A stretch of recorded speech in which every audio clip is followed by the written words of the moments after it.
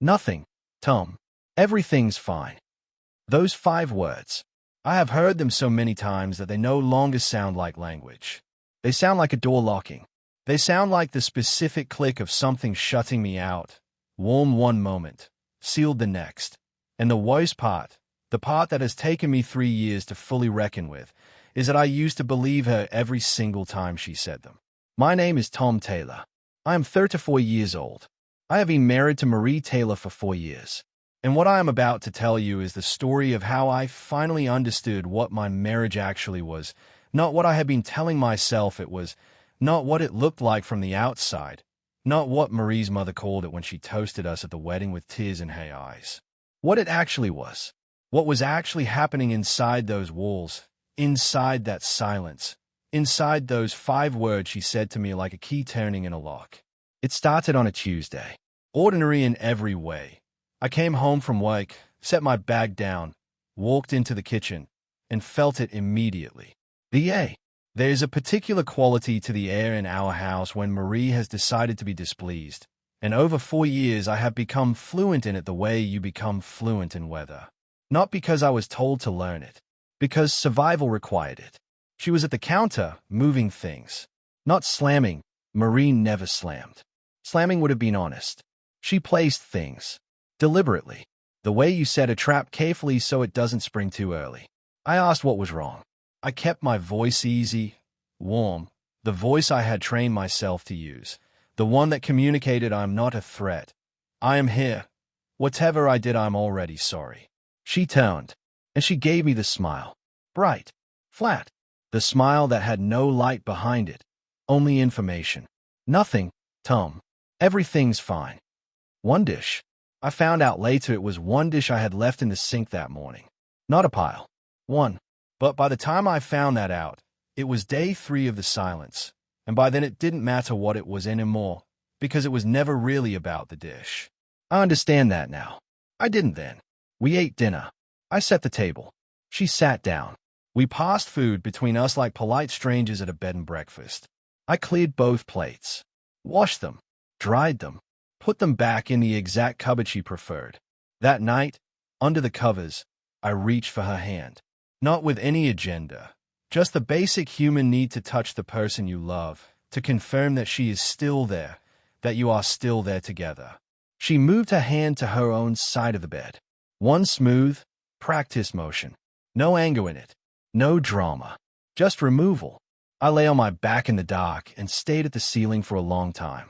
On my nightstand, my phone screen lit up briefly. A notification.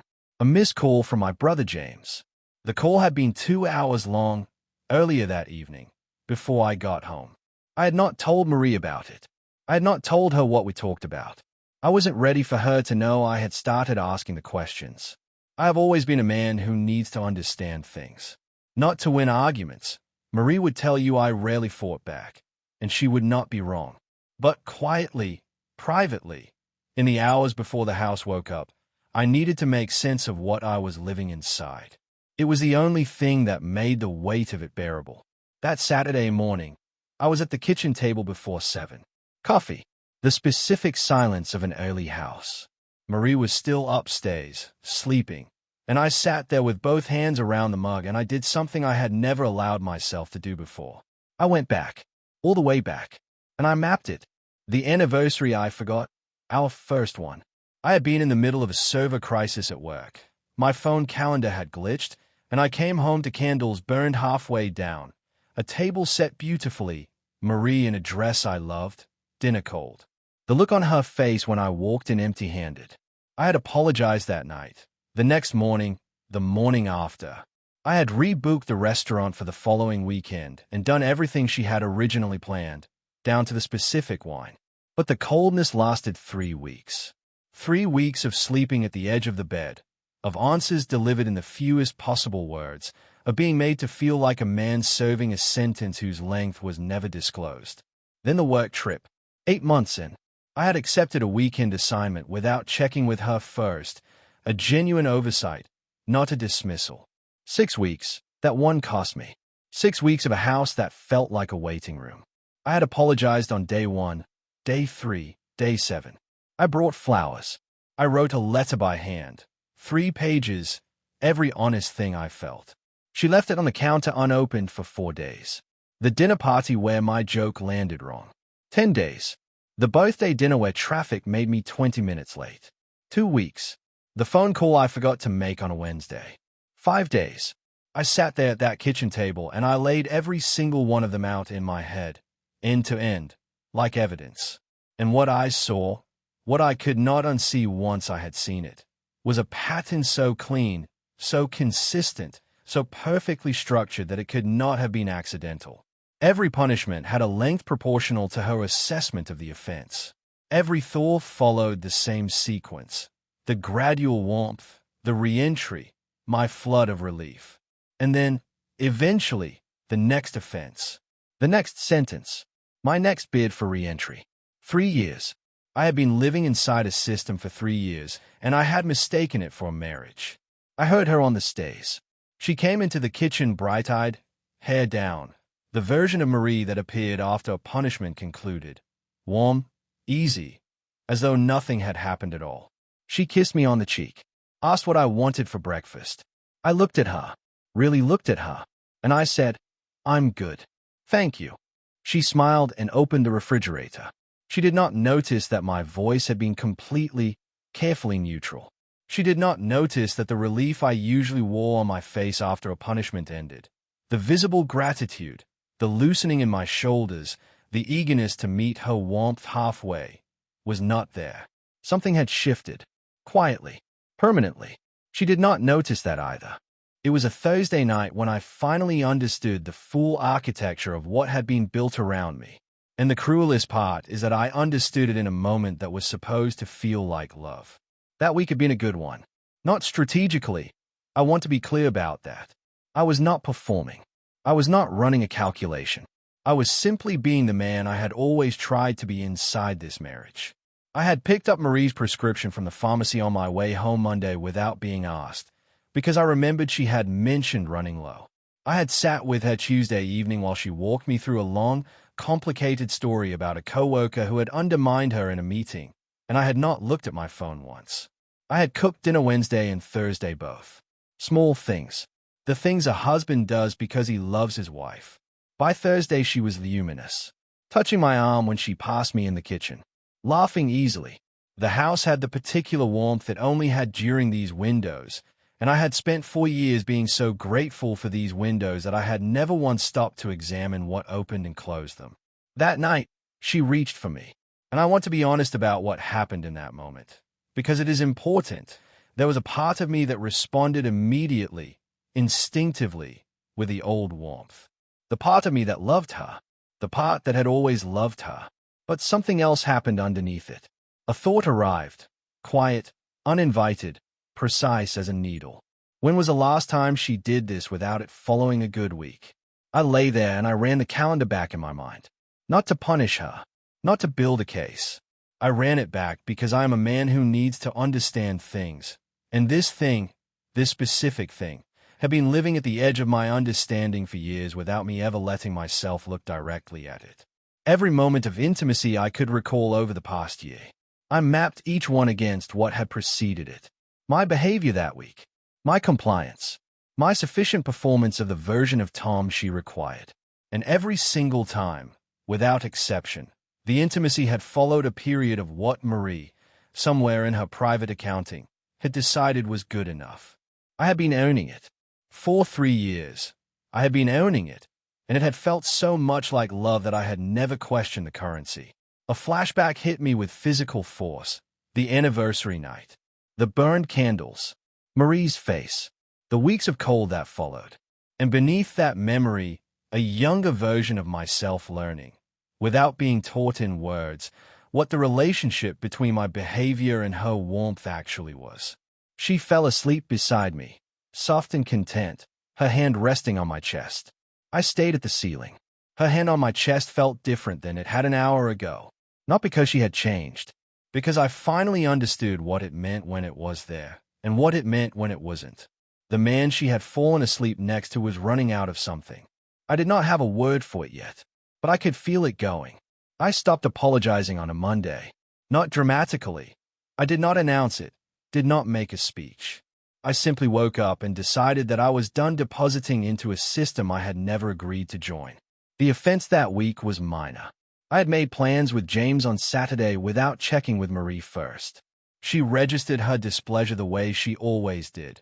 The temperature dropped, the answers shortened, the warmth switched off like a circuit breaker thrown. I waited for my own familiar anxiety to arrive. The pull toward apology, the scrambling, the flowers. It didn't come. Instead, I made lunch, watched television, texted James to confirm Saturday. Marie escalated. She began leaving rooms when I entered them. Set one plate at dinner. The silence became architectural, designed to be felt in every corner of the house. I watched it the way you watch weather through glass. On day 3, she finally broke. Are you not going to apologize? I looked at her. I'm not sure what I'm apologizing for. 8 words. I had never said anything like them in 4 years of marriage. Marie stared at me as though I had spoken in a foreign language. She opened her mouth, closed it, and walked out of the room. But her hands, hanging at her sides, were trembling. She didn't understand what had changed. I barely understood it myself. But something had. A gear had slipped somewhere deep in the machinery of who I was inside this marriage, and it was not going back. That night I lay in bed and felt, for the first time in years, something unfamiliar. Not peace exactly, but the absence of fear. And after 3 years of managing her silences, the absence of fear felt like the first real breath I had taken in a very long time. I found out about Marie's mother on a Wednesday afternoon when I was supposed to be in the garage. I had come back inside for my keys. The hallway was dim. Marie's voice came from the kitchen, low, intimate, the voice she used only with her mother. I heard my name and I stopped. I stood in that hallway for 4 minutes and 40 years of my marriage rearranged themselves in my head simultaneously. He still hasn't apologized, Mom. Her mother's voice came through the phone speaker, warm and certain, the voice of a woman who had never once questioned her own methodology. Hold your ground, sweetheart. Don't give in first. Make him come to you. That's how it works. The moment you back down, they think they can do whatever they like. But it's been almost 2 weeks and he's not. Doesn't matter. He'll break. They always break. I stood completely still, because in that single exchange I finally understood the full geography of what I was living inside. This was not Marie's invention. This was inherited, passed down like a family recipe. Her mother had used it on her father. Her father had always broken, and Marie had watched this dynamic her entire childhood and filed it away as simply how love worked.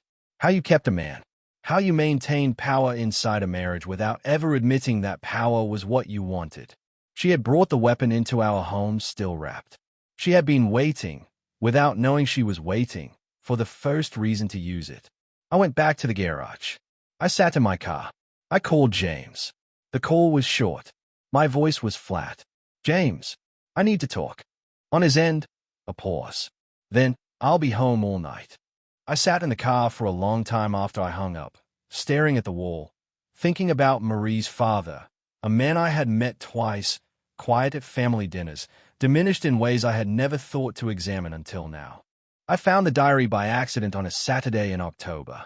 I was reorganizing the whole closet, one of those practical domestic tasks that has no emotional content until suddenly it does. A box came down from the top shelf. It was not sealed. It fell open when it hit the floor, and among the things that spilled out was a journal, dark green cover, Marie's handwriting on the first page. I should have put it back. I know that. I picked it up instead, and it fell open to an entry from 2 years ago. I read one page. She had titled the entry Responses. Not punishments, responses. The language was careful, almost clinical. A list of my offenses down the left margin. Beside each one, in her handwriting, a corresponding withdrawal period. Forgot anniversary, 3 weeks minimum. Work trip without consulting, 6 weeks. Phone during dinner, 5 days. Contradicted me in public, 10 days. My name appeared next to specific dates I recognized. I remembered every single one. I had spent 3 years believing I was failing my wife in ways I couldn't quite identify. That the coldness was my fault, my emotional unavailability, my imperfect attention, my inability to anticipate her needs.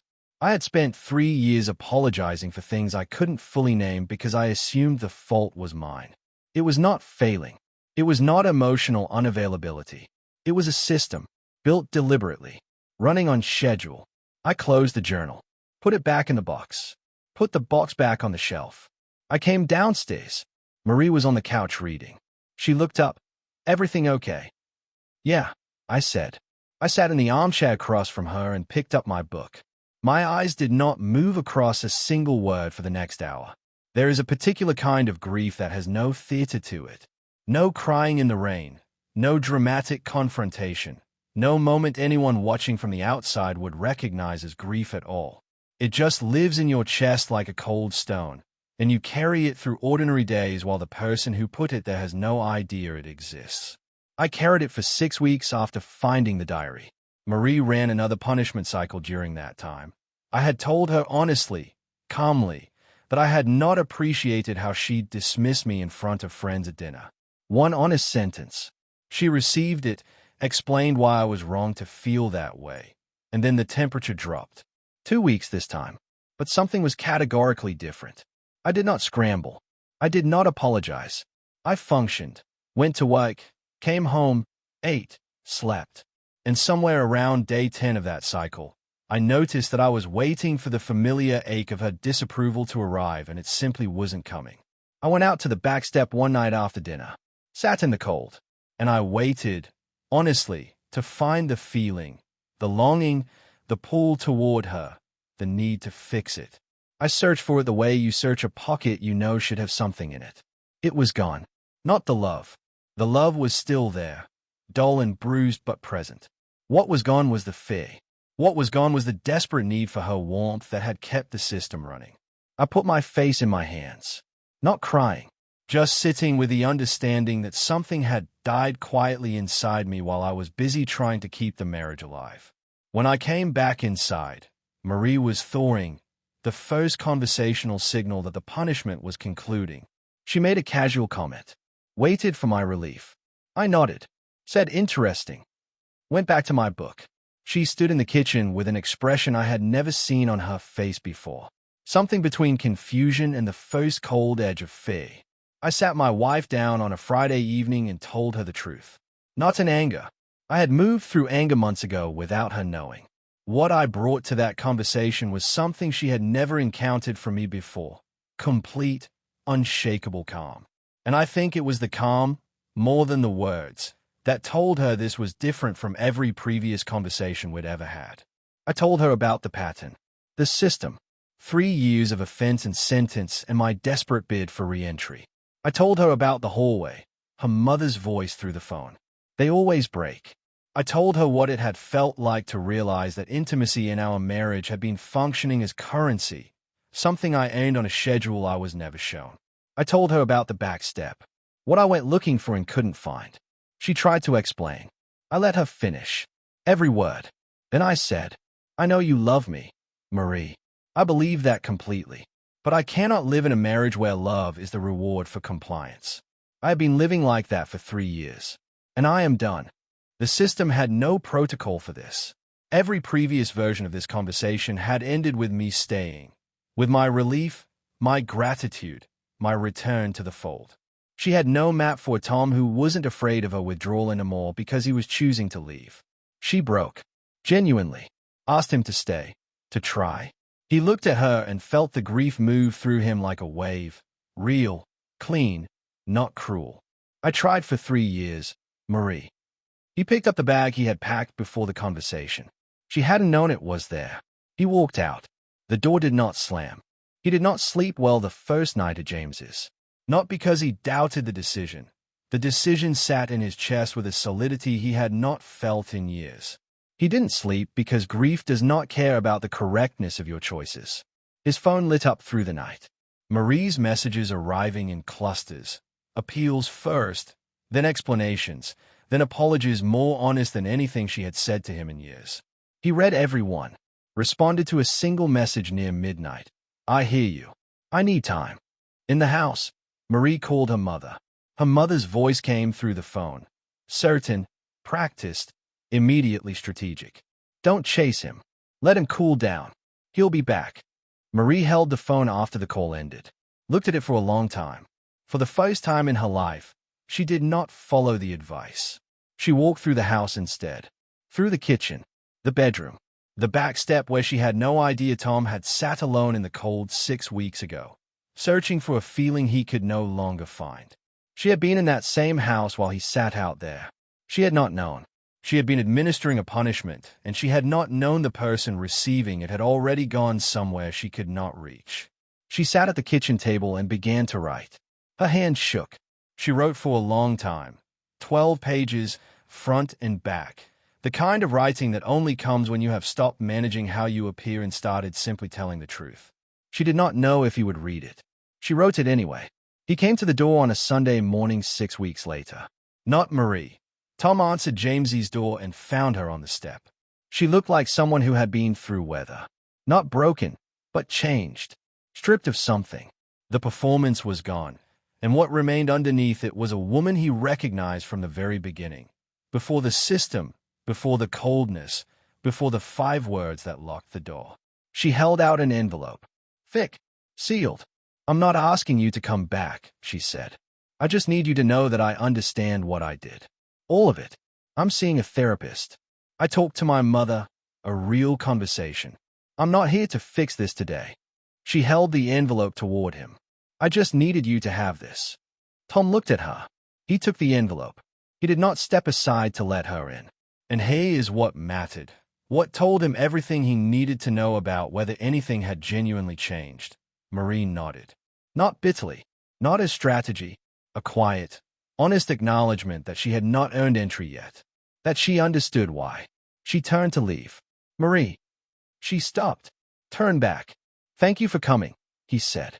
She nodded once more and walked to her car. He watched her go, closed the door. He sat on James's couch for a long time with the envelope in both hands. Then he opened it and began to read. We will not tell you what the 12 pages said. Some things belong only to the people inside them. What we will tell you is this. Somewhere in the first page his jaw tightened. Somewhere in the middle, his eyes went bright.